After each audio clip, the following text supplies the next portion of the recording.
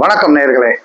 இப்போ எடப்பாடி பழனிசாமி இன்னைக்கு டங்குன்னு கிளம்பிட்டாரு டெல்லிக்கு.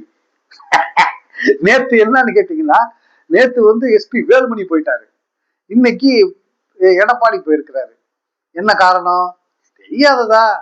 ஏன்னா அதிமுகவோட தலைமையகம் இப்ப டெல்லி தானே. அது அண்ணா திராவிட முன்னேற்ற கழகம் பேரு மாறி போய் அமித்ஷா திராவிட முன்னேற்ற கழகமா மாறிடுச்சு. புரியுதுங்களா? நேத்து தான் அமித்ஷா வந்துட்டு போயிருக்கிறாரு. தலைவர் என்ன சொன்னார்னு கேட்கறதுக்காக போனோமா, தலைவர் கூப்பிட்டு இருக்கிறாரு. அதனால அதிமுக தலைவர் அமித்ஷா முன்னேற்ற கழக தலைவர் எடப்பாடி அங்க போயிருக்கிறாரு. பாருங்க, அதாவது தேர்தல் நடக்கல, சீட்டு என்னன்னு தெரியல, கட்சி ஜெயிக்கல, ஆட்சிக்கு வரல, எதுவுமே இல்ல. அதிமுக இப்பவே ஒவ்வொரு விஷயத்துக்காகவும் டெல்லிக்கு படையெடுக்குது.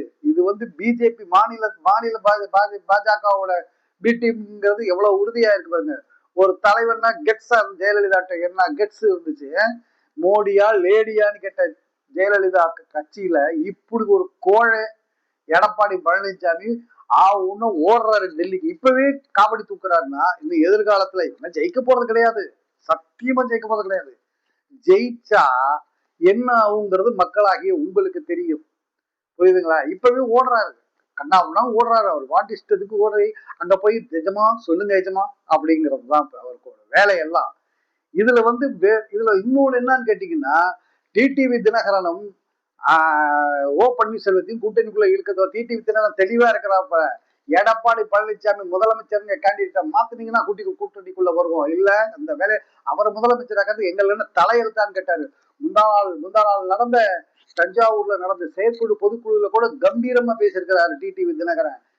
எக்காரணத்தை கொண்டும் கூட்டணி ஆட்சியில் தான் அமமுக இடம்பெறும், யார் கூட்டாலும் போக மாட்டோங்கிற மாதிரி ரொம்ப தெளிவா பேசியிருக்கிறாரு. என்ன ஓ பன்னீர்செல்வம் இப்படி அப்படி இருக்கிறாரு. அவர் திமுக கூட்டணிக்கு போறதா இல்ல விஜய்கிட்ட போறதா அப்படின்னு இருக்கிறாரு. அதனால எதுவுமே கன்ஃபார்ம் இல்ல. நான் என்ன சொல்றேன், நீங்க எல்லாரும் ஒன்றாக இணைந்தாலும் ஏற்கனவே ஒன்னா இணைஞ்சவங்க தானே நீங்க தான். ஒன்னா இணைஞ்சு நிற்கும் போதே திமுக உங்களை தோக்கடிச்சதுதான்.